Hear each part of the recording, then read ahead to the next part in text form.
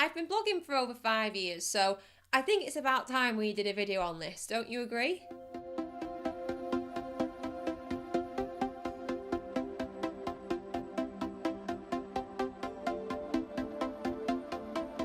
Hi bloggers, welcome back to ABOH TV. Today we're going to get into the details of how you can start your own blog, and I'm really excited to dig into this today. Blogging has definitely become a passion of mine over the past few years. I started blogging in 2013, so let's just get right into the content. Before we do, make sure you subscribe to this channel. I make new videos every Wednesday and Sunday, and I've got some great stuff coming up for you, so make sure you stick around. Now, before I get into the how-to, let's talk about why you should even get involved with blogging in the first place. 3 quick things. Number 1, it's growth. There is a lot of opportunity for growth, exposure, and views in the blogging space. When you consider the numbers, a lot of people say you shouldn't start a blog because there's no room for anything new. But it's actually the complete opposite of that. If writing is your thing, there is an abundance of opportunity in the blogging space. Now, the thing that holds true no matter what platform you're on is that the cream will rise to the top. You've got to create great content, so make sure you keep that in mind if you're trying to start a blog or you're trying to grow and improve the blog you already have. You need to deliver because no matter what, there are a lot of blogs out there, so you need to create great content and provide a lot of value in order to be found and shared. Number 2 with blogging is that there are so many ways that it allows you to build a significantly deeper audience, especially because it's a direct way for you to get people onto your email list. You own your website, remember, you don't own your social channels. We say that a lot around here, don't we? Now, people may argue with me against that because obviously with video, you're getting to see a person's face, you get to know their personality more. But the big reason why I say this, and in my opinion, why blogging is one of the top platforms you can be on, is due to the amount of information that people want to consume. When you consider how much time someone may spend watching a video, it's probably around 10 or 15 minutes, maybe even less. But with a podcast, if someone finds a blog they love through that podcast, they could spend hours going back through your archive of content. They're binge reading. And why are they doing that? They might be on their commute, they might be on their lunch break, they might be watching TV and scrolling through Twitter and someone retweets one of your blog posts that they then click on to read. But this is more so, as we've already mentioned, because your blog is your home. It's the main platform that you own. It's your shop front. You don't want to rely on your social platforms as the main way to reach your audience because what if they disappear? If you publish content on your blog on the same day every single week and it becomes a routine for them, you're going to create such a good, deep relationship. They're going to trust you, they're going to feel like your friend, and that's really how it is. Number 3, and finally, the biggest reason why you probably will want to start a blog is because of the level of authority that you will have. This is for a few reasons. First, now you have a blog, you can invite guest posters onto your blog, and you can also guest post for other blogs. So that's one thing. Number 2, because they're reading your advice, because they're getting to know you through your words, they're understanding and learning more about your vibe and your style. If you were going to offer any paid products, they would trust you a bit more because of the relationship you have and how much you are in their lives. There are so many benefits to blogging. I get over 100,000 page views every single month. I've created hundreds and hundreds of blog posts, and I'm really excited to share this information with you today. So let's get into it step by step. What do you need to do? How do you get started? First of all, let's talk about your domain name.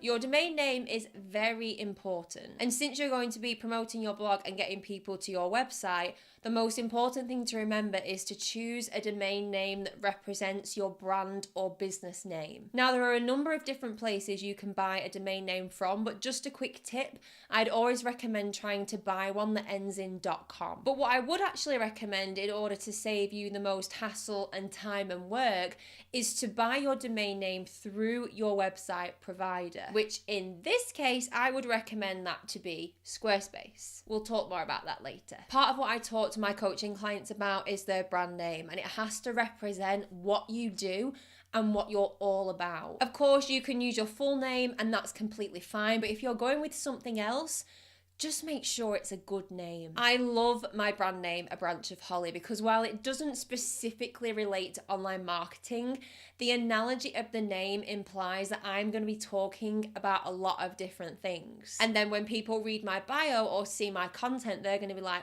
whoa, she knows a lot about online marketing.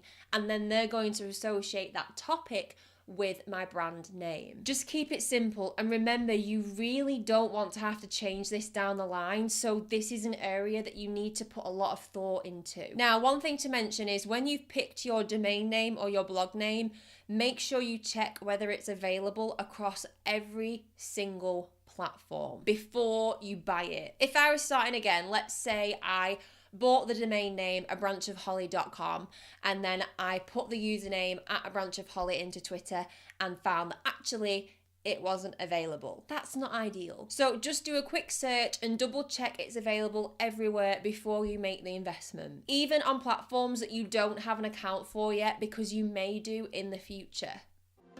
Number 2, let's talk about your blog details.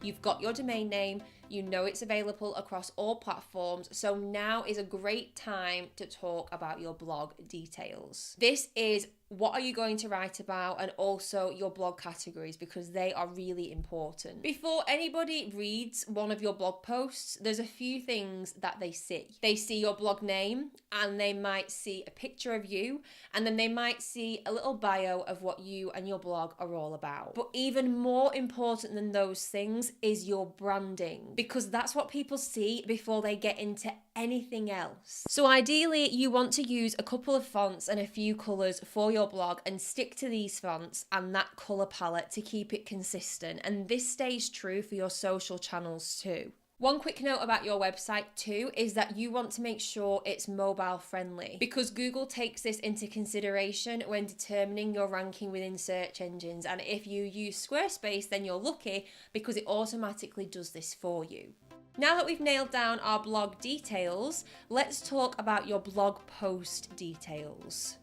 How are they going to be run? What kind of blog post are they going to be? Let's plan ahead to make sure that we're not just jumping into this, and then by the time we get around to actually creating the content, we feel completely stuck. So it's always great to plan ahead, and what I would recommend is that you make yourself an editorial calendar and plan all of your content in advance for the first quarter. One blog post a week is a really good starting point for you. It's also important to plan ahead because it gives you an idea of what kind of content you're creating and if you need to do any extra research, that sort of thing. So plan out your content in advance. That's going to help you quite a bit right at the very start. Now, it's also important to remember that Google and other search engines play a really important role in blogging, and people are going to be using Google and other search engines to search for information, and people are going to be searching for certain phrases within search engines. So you want to make sure that you are creating content for your target audience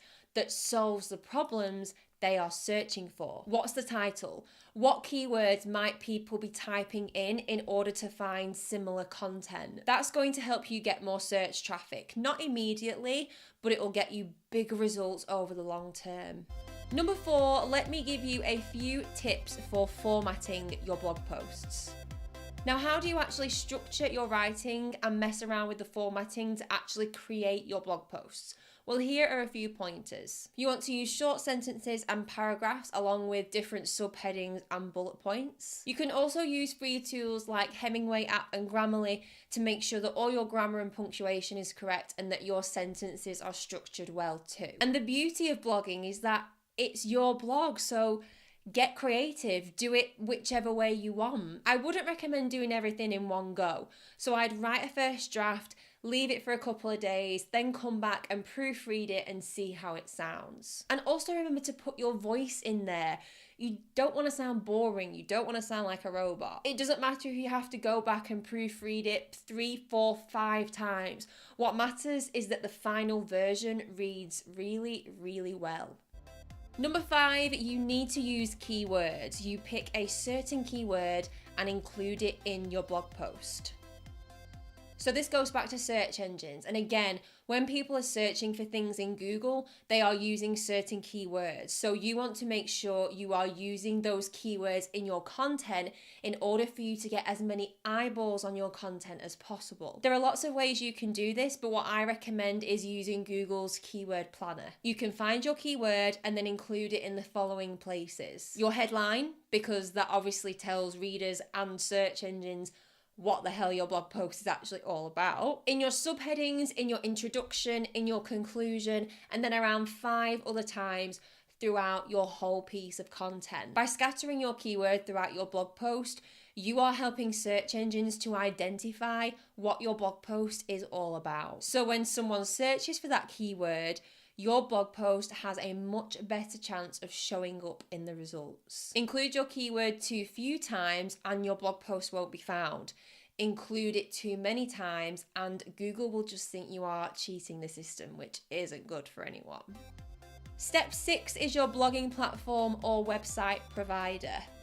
You need to set yourself up with an account with a provider like Squarespace or WordPress to host your website so you can actually create content and ultimately blog from this. This is important because you own this and you really don't want to miss this step when you're first starting out. You want to make sure you're being as professional as you can. The great thing about this is you've got everything in one place. You can set up your fonts, colors, everything. So when it comes to actually formatting a blog post in Squarespace, it takes half as much time because everything is already in there ready to go. So your content is hosted in one place and you can customize that URL so that that specific URL is the URL that you share when you're sharing that specific blog post. You can also sync your posts to appear in RSS feeds like Bloglovin. You can send them to your email list and of course share them out on social media. So again, you're getting as many eyeballs on your blog posts as possible. So you need to get set up with a host and a website provider. I recommend Squarespace because it is the best blogging platform out there.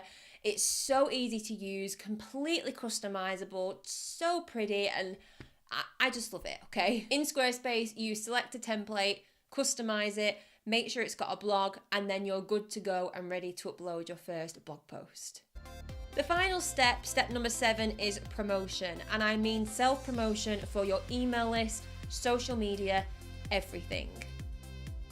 Wherever you're active online, whatever platforms you use for your online presence, Twitter, Snapchat, Facebook, Instagram, Pinterest, you want to make sure you're promoting your blog posts on all of them. Build it and they will come doesn't work anymore. So you have to push your content out there if you want people to come and find it and take action. One way you can do this is by making sure you're posting at optimal times for each platform, which means you know when your audience is most active on each platform and you're publishing your content around that time. For Twitter, you can do this using a tool called Follower Wonk. I've created a full tutorial on that, so I'll leave a link to it in the description. For Instagram and Facebook, your best bet is to check the insights tool for each one so you can see when your audience is most active on each platform. And for Pinterest, I recommend using a scheduling tool called Tailwind. This gives you a special schedule called a smart schedule, which is based on optimal times when your audience is most likely to be pinning and browsing on Pinterest. So that is blogging in a nutshell, how to start in a gist, how it's made such a difference to my online presence and my life too. It has opened up so many new opportunities for me that I didn't know existed. It has helped me to start my own business as a coach, helping other bloggers and business owners grow their own blogs and online presence because they know I have an audience and they know I know my strategies. People want me at workshops too because they know I have a voice from presenting myself in an effective, engaging and educational way on my blog. And I've had some clients come and work with me through listening to a podcast episode that they found on my blog too. So there's one thing I want you to do. Well, actually 2 things. 1, you need to get started. 2, you need to commit, because it's very easy with something like this that does take a lot of upfront work to get started to think, oh, this isn't going to work, or I can't be bothered with this, or I'll just start it later. You will get better. And if I go back to some of my first blog posts on my blog, They're nowhere near as good as the content I create now, but I leave them up there as a reminder for how far I've come. And also to remind you of how far you can go. So if you're planning to start your own blog or you want to up your blogging game in 2019, then I want you to go to the comments and tell me what your blog is called and what it's all about so we can all support our fellow blogging bosses. Plus, you can also get access to Blog It Boss It Academy, which is my monthly membership launching this year for bloggers and business owners. And if you register your interest now, you can get access to a special 25% off launch discount. So go take advantage of that right now. That's all for today, bloggers. Thank you so much for watching. I really appreciate it. Make sure you subscribe for more strategy solutions so you can get one step closer to a breakthrough. You just bossed it.